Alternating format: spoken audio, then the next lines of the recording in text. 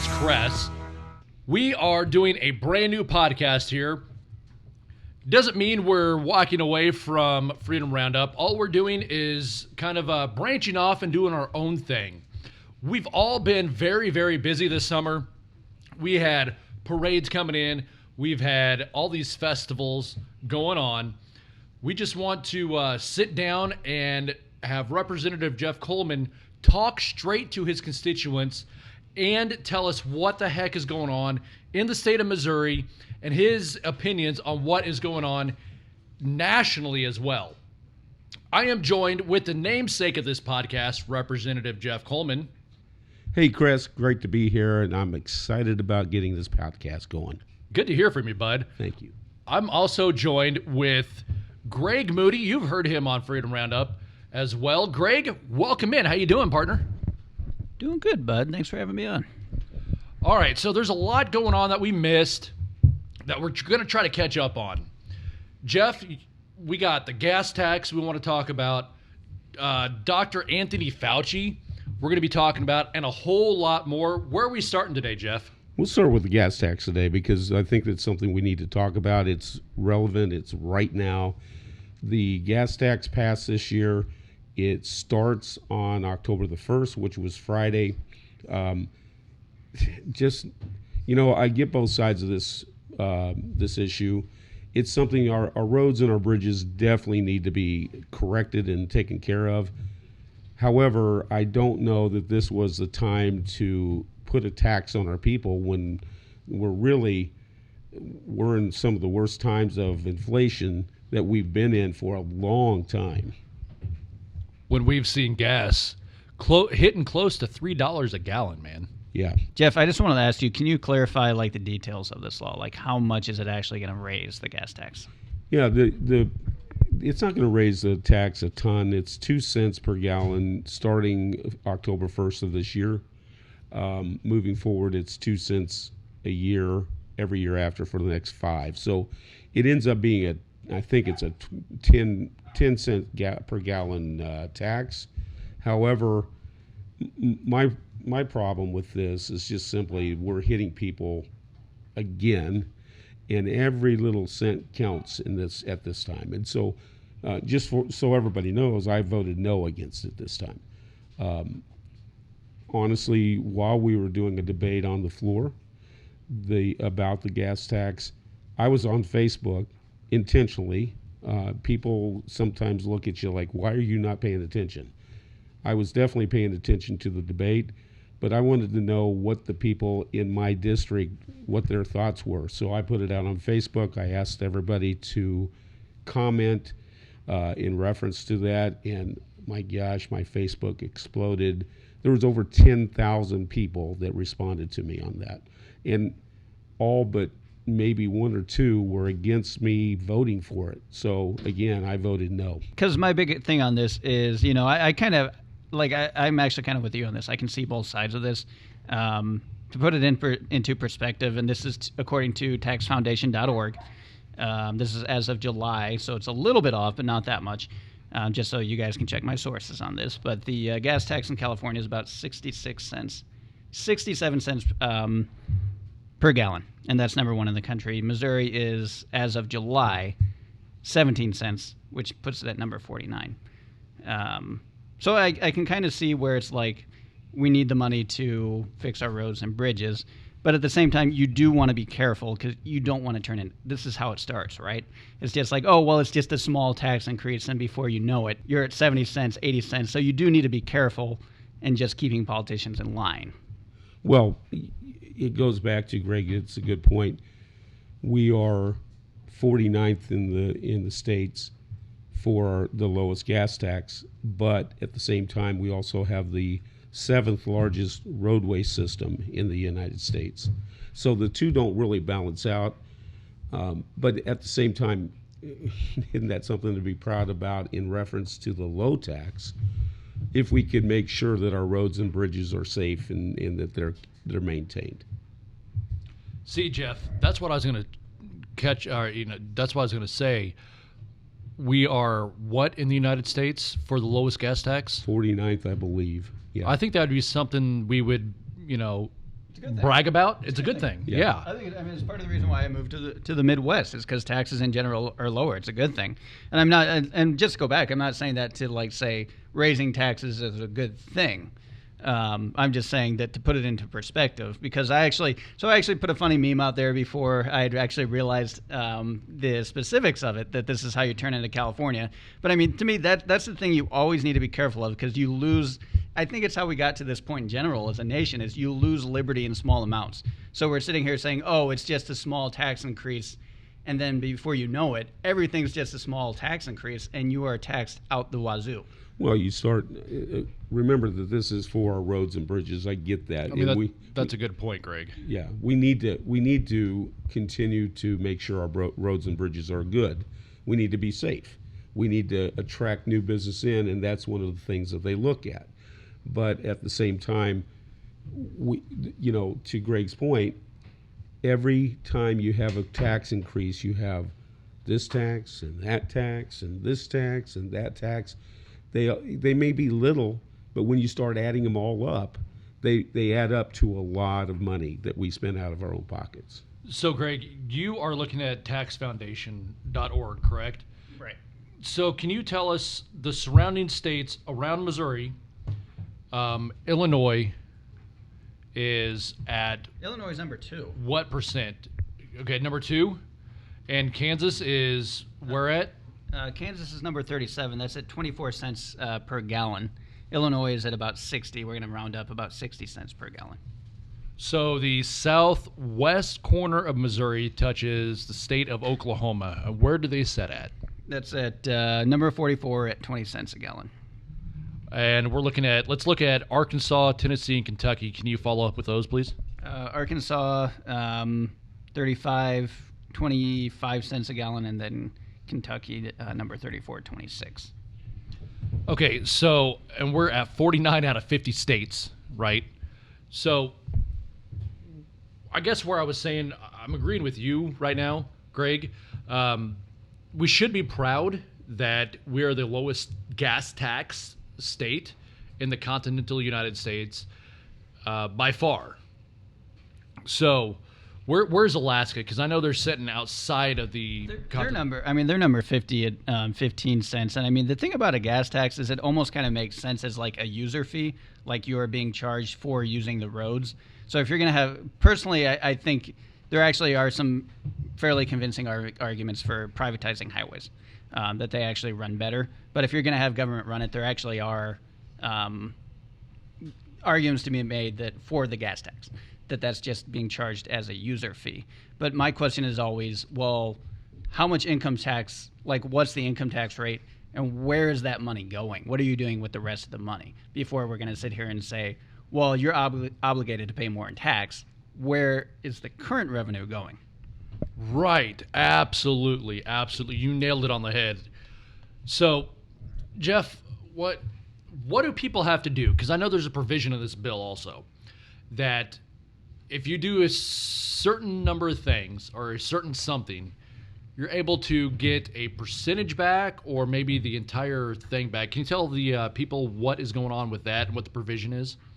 Yeah, this bill had a provision that was similar to, I think it's North or South Carolina. I can't remember which one it is. But basically it says if you keep your receipts and you account for every dollar or every gallon of gas that you buy, at the end of the year, you can do on your tax return, you can actually get all of that money back. So every dollar of new taxes, meaning the new bill, the new law, that 2 cents per gallon, you can get that 2 cents back if you keep all your receipts through the year and you turn it in your tax people. That will be credited back on your taxes. Do you know if those tax people will be able to, I mean, after you turn those receipts in, do those tax people have to show it to the state, your CPAs? Do they have to show it to the state, or is the state just going to have to take everybody's word for it? Well, it's just like your regular taxes. They're gonna do possible audits on some accounts and not on others, but No, they're going to take your word for it, but your CPA's word for it that you've got the receipts and you can account for it. So, yeah, it's a convoluted thing. I know as a business person, it's very hard to keep every receipt and everything you do, but you have to do it. Is this something that people are going to do? I think the other state that we copied this off of, they represented that there's about 15% of their people that actually get the rebate back, because that's how many people actually try to get it back. What was that number again? 15%. 15% of people actually keep the receipts and get the refund back. Right. Well, think about it. No, the people that aren't used to doing this are not going to do that. I'm going to tell you, most of the time when I'm going to the pump, I'm running late for work, or I'm running late to go somewhere else. I am not going to remember to keep this stupid receipt and give it to my CPA. I'm going to keep it probably for my my own records for banking, but I won't keep it for my CPA, or I won't bring them to my CPA at the end of the year. So we're doing radio math real quick, which I enjoy so much. You said $15,000. So 15,000 miles. 15,000 miles divided by, let's say, 25 miles a gallon. 25, yeah. Equals, that's 600 gallons of gas per year, right. times 0.02. No, that's, yeah. Well, this is like point. I mean, so it's $12. Right. Well, yeah. No, that can't be right. That's $120, right? Well, that's right. 0.02. I mean, if it's 600 gallons and it's if it's 600 gallons and 2 cents per gallon, right? 2 cents more per gallon. It's $12. $12 a year. Yeah. So when you look at the scope of it, again, it's not very much money, right? However, again, to your point earlier, Greg, those little things start adding up. You look at how much you're paying for in reference to your taxes in your communities, municipalities, what you pay for the schools, what you pay for the fire department, all these things that you just automatically pay every year and don't pay attention to. That's the big thing. People don't pay attention to what they're doing in our society anymore, because we're so used to just doing what the government tells us to. People need to start looking at what's going on and where their tax dollars are going, and understanding that we need to make sure that we're giving our monies to the government for the right things. Roads and bridges, your protection, like your police and such, those are what taxes are for. But we got to make sure that we keep the people that we're giving our taxes to accountable, and making sure that they spend those monies right and on a budget, and that they don't keep expanding and expanding. Because I've been down to the Capitol for 3 years now. And when I first went down to the Capitol, our budget for the state of Missouri was $28 billion. At the end of this year, it's $36 billion, an $8 billion increase over a 3-year period. Can you say that stat one more time? You started out 3 years ago, and the budget was how much? $28 billion. $28 billion, and it's at where now? $36 billion. $36 billion. That is incredible to me. That estate, do we make that much revenue in the state of Missouri? Yeah, we have to. We have to have a budget balance. So we're a state that has to balance our budget. Constitutionally, we have to balance our budget every year. And we're going to have to balance this $36 billion with a B dollar budget. That's right. And the scary thing is, we have Medicaid expansion coming in that we're probably going to have to start paying for. Do we get a surplus off of this at all? Do we have any surplus? We have some surplus right now. We probably got some of the most money we've had in a very long time, long before I've been here, but that all came from COVID. I was going to say, even with COVID hitting, most of our businesses in all these cities being shut down, before we actually learned what COVID affects, how it affects people, we still made a surplus from this? Well, the surplus came. First of all, I want to say that I believe our governor did a very fine job during this course of things when it came to the beginning. He did okay. At the beginning, where he didn't shut things down, right? He let the counties do it, and I was good with that at the very beginning. As we found out what's going on with COVID, how it reacts, and how people respond to COVID, I think that he should have taken a stronger stance on not allowing some of these mandates. Kind of like what Greg Abbott did in Texas and Ron DeSantis did in Florida. They were hands off until they started seeing the totalitarianism of each city or each county take effect. And that's when he stepped in and said, no more mandates, no vaccine passports, so no mask mandates. So I guess our governor hasn't done that yet. Do you guys expect him to do it, or do you think anybody at the Capitol right now would put in a bill to mimic what they're doing in Texas and what they're doing in Florida? Oh, there's many people that want to do that, including myself. So we'll see what happens when everybody puts their bills together. I will be doing one as well, that we can't do these bills until December the 1st, unless we have a special session, which I personally wrote a letter to the governor asking for that special session. However, unfortunately, he has not responded to any of those. But he did say that I think he wrote a letter to the president saying that he does not support this vaccine mandate. President Joe Biden. How many state representatives down at the Capitol put in for that special session? Do you know? I know it was multiple. I don't know if you have a actual number, but I know it was multiple. Yeah, I don't have an exact number, but I know that there was probably 5 or 6 of us who wrote a letter directly to the governor. There was one that wrote a letter, and then multiples of us signed off on that letter as well. So I would say, of course, they're all Republicans. There's no Democrats that are out there pushing for this. So all the Republicans that signed off on that letter, I'd say there's probably out of 116 of us, maybe 80 that signed off on that letter. Oh, that's very disconcerting, man. It really is. You know, it's just we need to start looking at who our Republicans are, who the elected officials are down there at the Capitol, because we need more people like you that are willing to stand up for their people. Because here in Jackson County, we know we have a mask mandate because of whatever Quentin Lucas does in Kansas City. Frank White just follows. He's a follower. He's not a leader.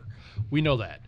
But here in Jackson County, we have a mask mandate, except for the city of Independence, because they have their own health department, right? Point is, I know I got off on a little tangent. I had to. So, point is, we need more elected officials like you that are willing to stand up for personal liberties, for personal freedoms. And you guys, if you're outside of the district, looking outside of the 32nd district, that means Blue Springs, Grand Valley, Oak Grove, listening to this podcast, look at who your state rep is. Look at how they vote. If they're not willing to vote for liberty and freedom, I'd be electing somebody else. That actually would stand up for your personal freedoms and your liberties. I was chuckling at you, Kress, about the fact that when you were saying that independents have their own health department, and they do. They pay for a health department. But most of you know, especially in my district, that there was a restaurant here in Blue Springs that got shut down by Jackson County. And the name of the restaurant was Ray's, by the way.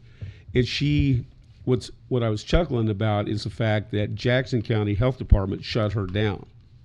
But now she's looking at moving to Independence, which Independence Health Department is Jackson County. So they've hired Jackson County to be their health department.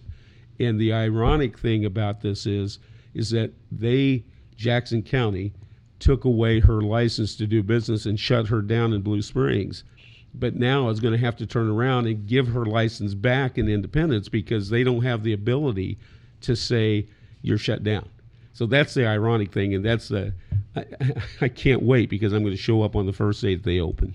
So are you saying that Independence has outsourced that to Jackson County? Yeah, that's right. And so they're going to have to turn around and then give back their license to. That's fantastic. Isn't that awesome? That is fantastic. That's awesome because, that was a fun day. It's not fun from the standpoint that you're at risk of getting shut down and that's your only livelihood. She's a single mom, has a son, so that's how she gets her money. Yet the Jackson County Health Department's going to shut her down because she's not enforcing the mask mandate. I see. So okay, that's ridiculous. So yeah, they've made it very political, and they went after her, and it's a sad state of affairs, and that's what I'm trying to get people to understand. We are losing our freedoms, and it's right there in front of our face. We're losing our freedoms, and nobody thinks that it's happening, and that's a very scary thing. Well, and nobody cares. We see this on your social media page when you had an excellent speech up there at Ray's Cafe talking about our liberties, and the left came to attack you. They don't understand personal liberty. They don't understand our personal freedoms that we have, man. I don't know if it's the totalitarianism and the here we have a different mindset from the left. Sorry, I don't mean to cut you off. Did you guys see the Ron DeSantis attack ad? Oh, the attack ad where they're like, Ron DeSantis doesn't want face masks. Yeah. It's like, thank you. Ron DeSantis thinks people can make their own decisions, and everyone's sitting. Well, I've got to yeah, share. And it's like, thank you for your attack ad turned into a promotional ad for Ron DeSantis. Ad, like it could have come from the DeSantis camp, so. Which this is what I'm talking about. The left doesn't want us to have liberty or freedom. We think differently from them. They're very totalitarianism, authoritative. If you don't just comply, air quotes, just comply, then you should get shut down. That's what's always funny to me is people try to make fascism a philosophy of the right. We talk about Nazism as though it's far right conservatism, but totalitarianism has always been a philosophy of the far left. And if you want to look at really far right-wing extreme on the right, maybe anarchy. I don't really know, but it's not totalitarianism. I'll go there with you, Greg. I'll go with you. Far right anarchy. The far.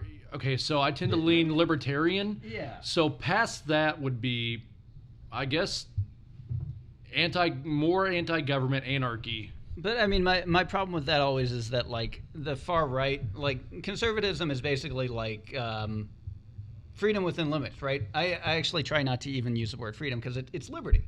Liberty is a state where your fundamental right, you can swing your fist, but it's limited by somebody else's chin, right? And that's what I got you. Is. Go ahead. I got you. I'm following you now. Right, and that's what I'm saying. So it's not even really anarchy. Far right extremism is, we believe our rights come from God and government should protect them, and that's conservatism in a nutshell. Or government, yeah. I agree. Yeah, stand by that because I agree with that. Go ahead. So I just want to play for you Dr. Fauci this morning on Face the Nation and what he says about our personal rights. Oh, man. So I want to know something, and we can do this in just a bit.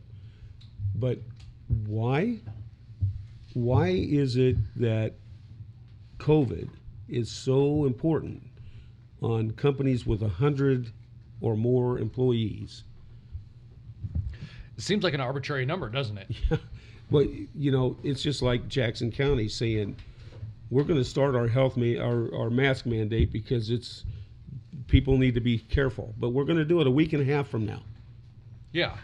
So if it's so critical, it's arbitrary. So critical, why aren't you starting it right now?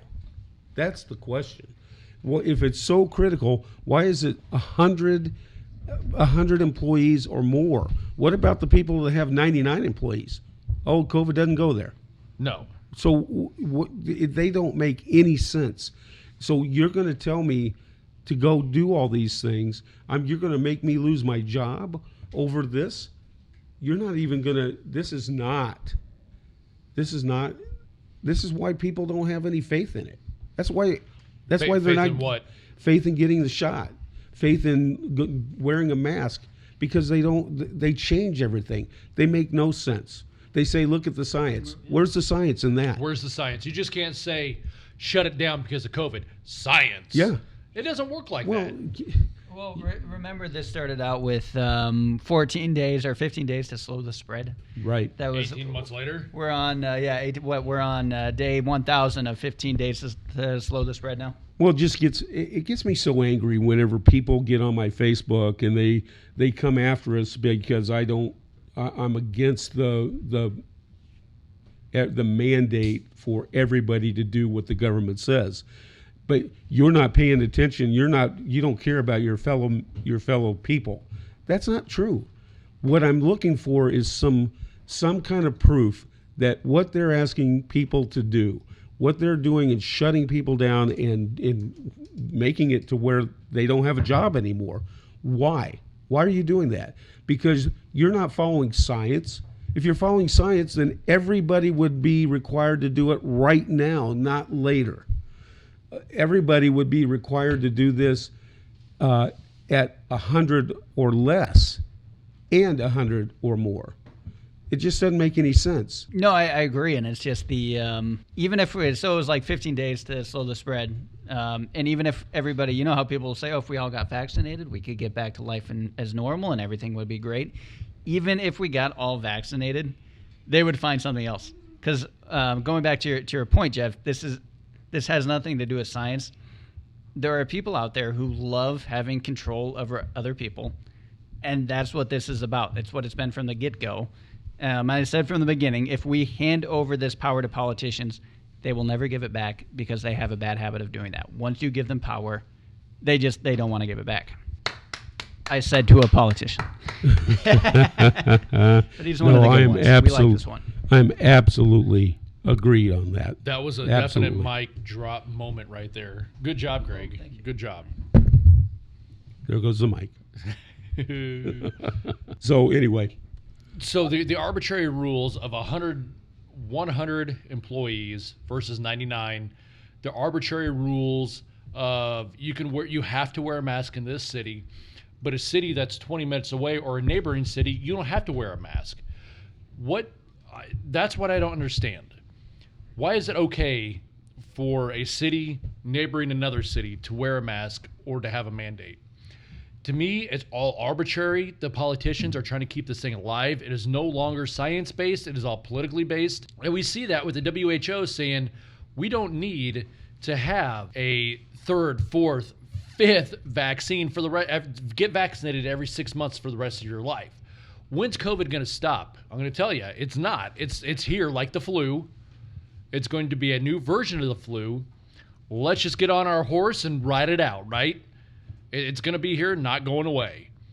So Anthony Fauci, you're still looking for that Anthony Fauci yes quote. Basically, he's talking about, before you hit play, he's talking about our personal liberties shouldn't matter, which is very scary.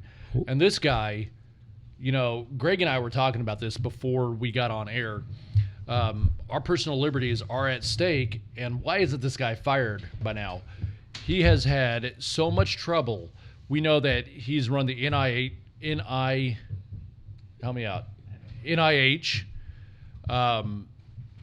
and having his hand in all of this from the beginning. They did gain of function research.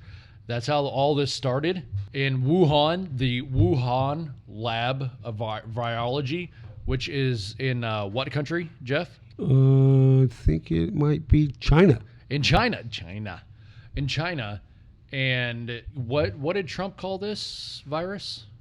The China virus. Oh, don't virus. Say that. Because it came from where? China. Which is located, the lab is located where? China. Oh my gosh, so it's not racist. China. I thought that was funny.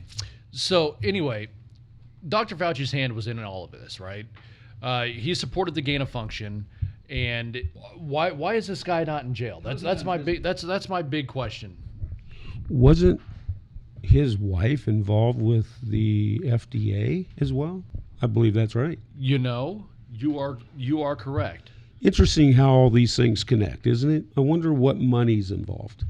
Because typically when you have something like this going, you can follow the money and you'll find out what's going on with all of this stuff.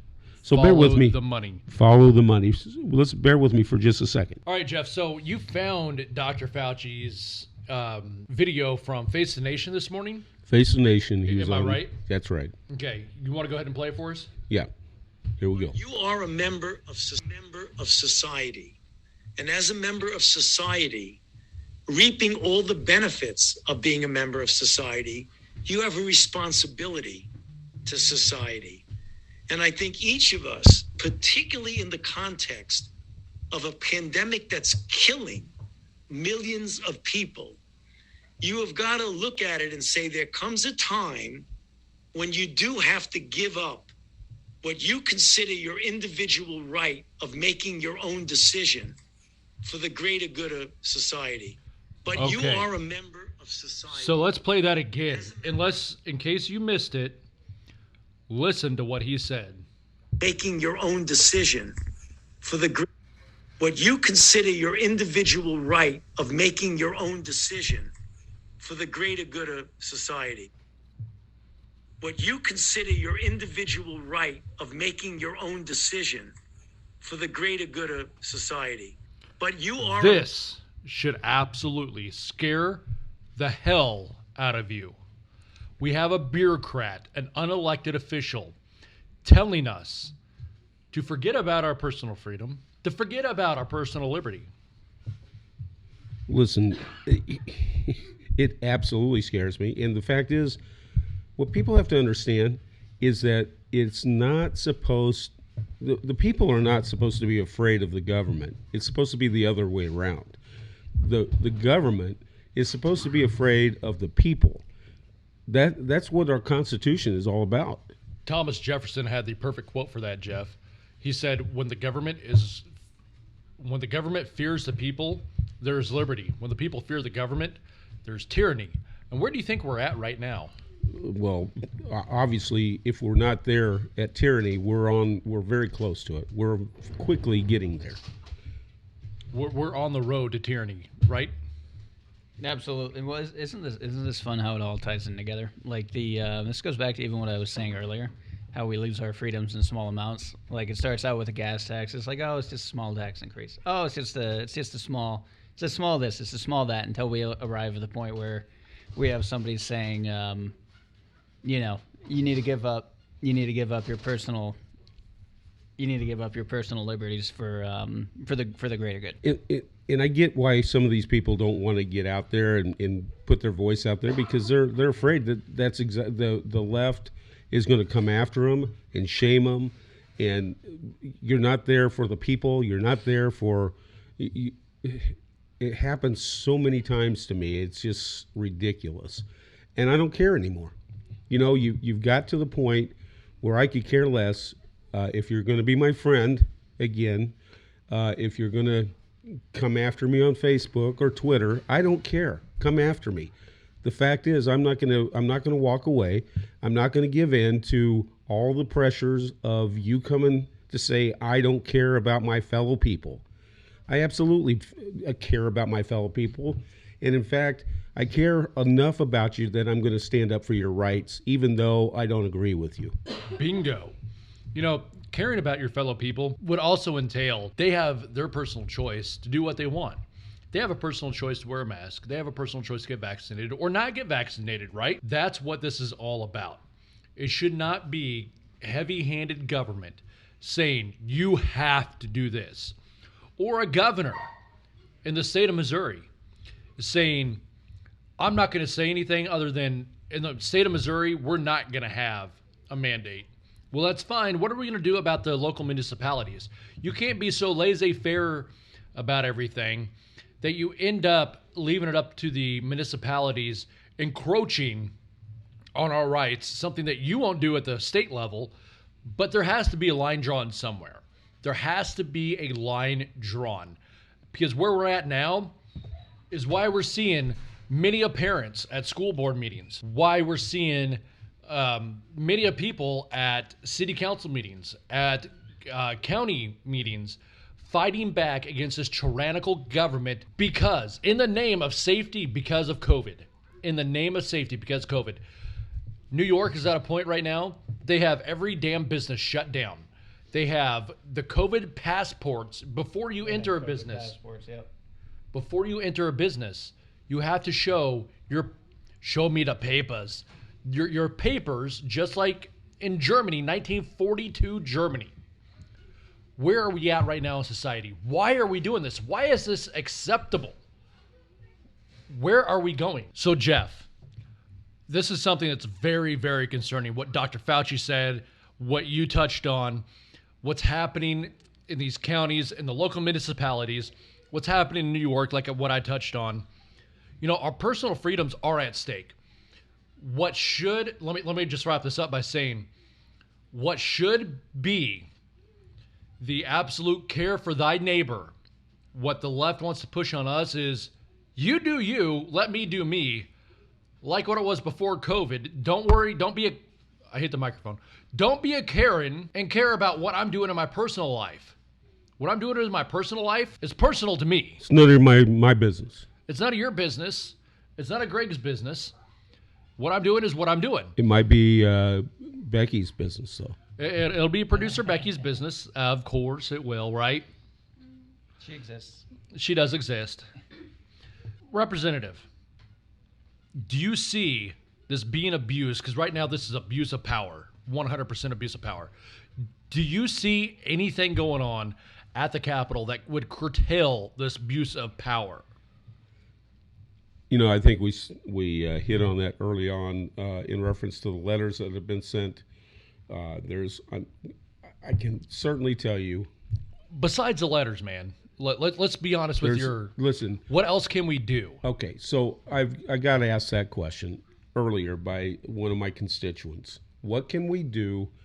Because we're worried about losing our jobs, and from the Capitol standpoint, really we're doing as much as we can, because to get a special session, you have to have 3/4 of the vote from the House in the Senate. Not going to happen. We don't have 3/4 majority in the Capitol, so it's not going to happen from the Speaker. It has to happen from the governor, and there's been many letters that we talked about earlier that's gone in. I don't think he's going to call a special session. I think he's going to wait until January, till we come back into normal session. So what is it we can do? Because none of this helps our people that are worried about losing their jobs right now. And many federal employees are looking at November, the 7th or something like that?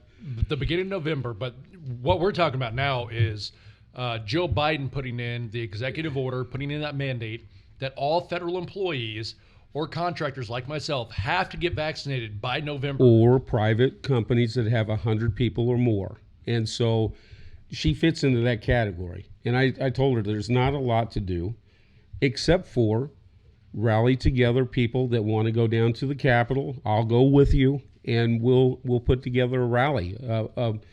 And we'll go down and we'll talk about protests out in front of the governor's mansion. Protests in front of the Capitol, but protesting at the Capitol right now, other than going to the governor's mansion, is not probably going to be productive because there's nobody really there.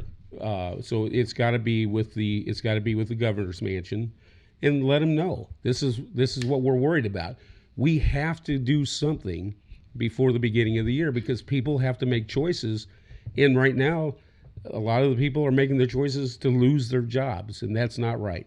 People have been at their jobs for 10, 15, 20 years. They have to give it up. You know, I've been out there for 15 years, Jeff. 15 years.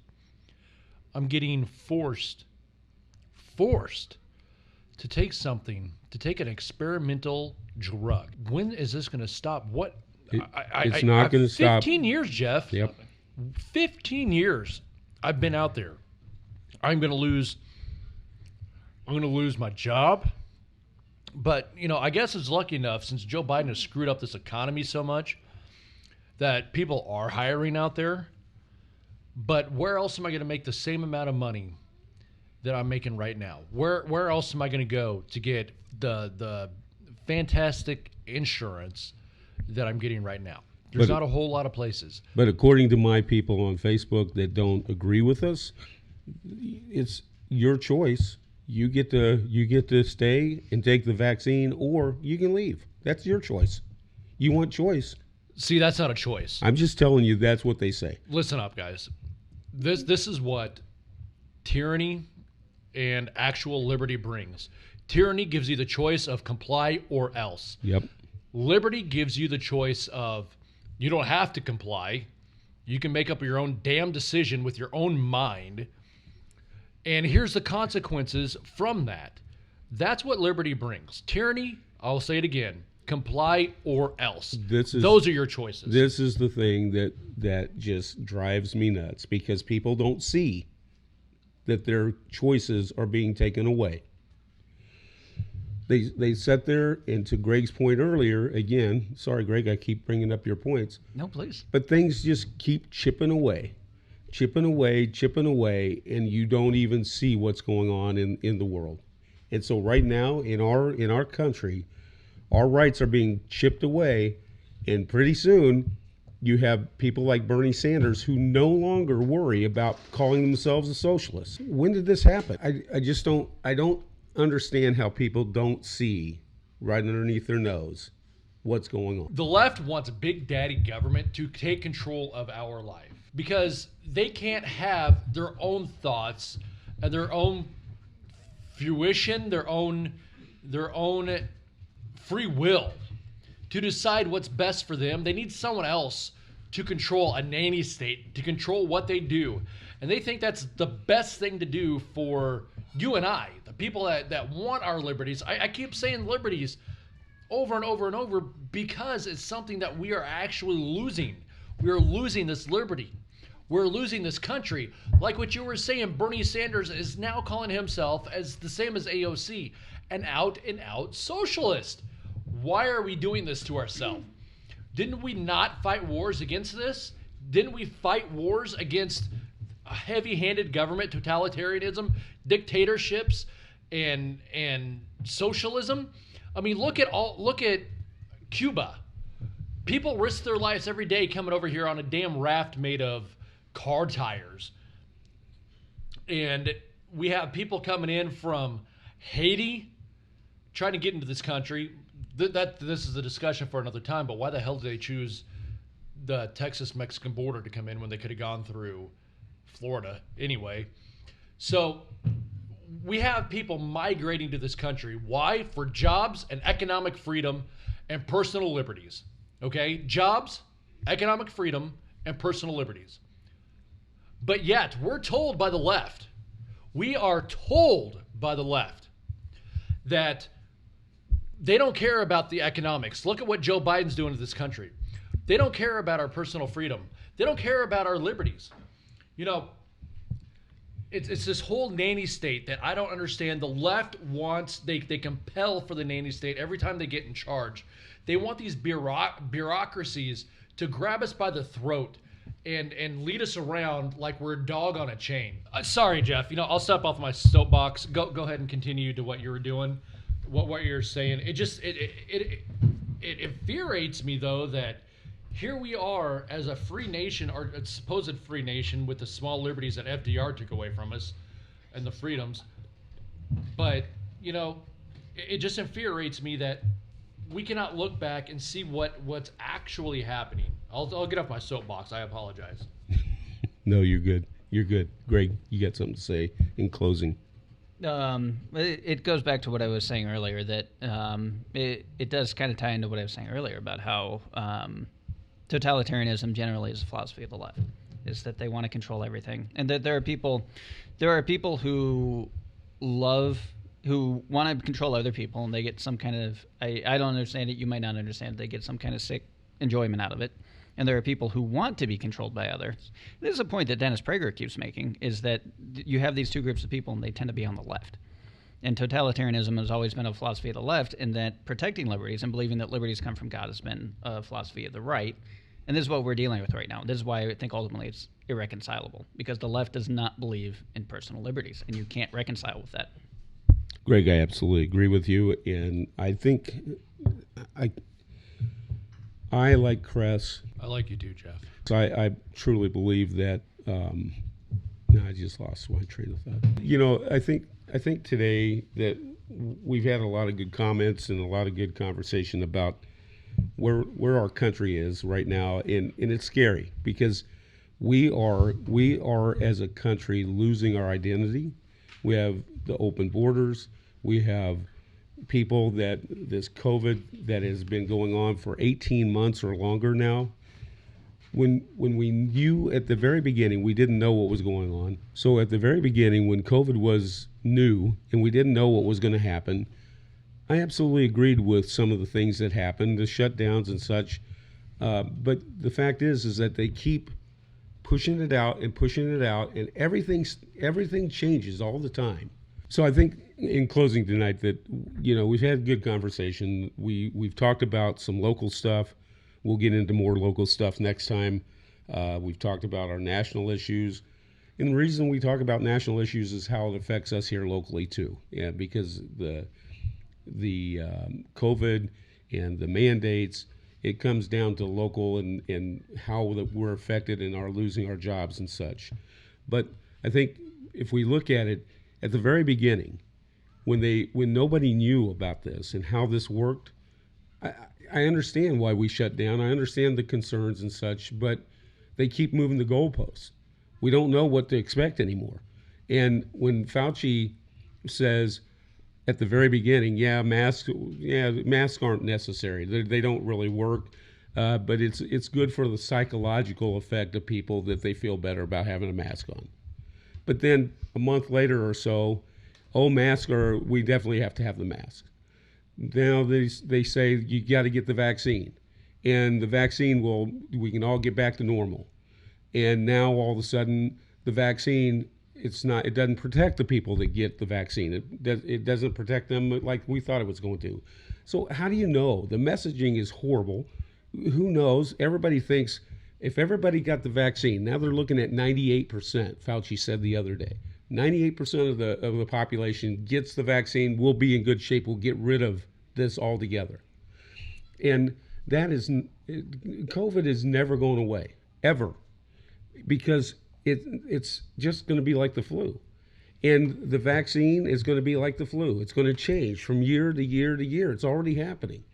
So my point is that when they tell you that you've got to comply because you're not thinking about your fellow citizen, whether it's United States or whether it's Missouri, or whether it's your local city or county, you don't care about your local citizen.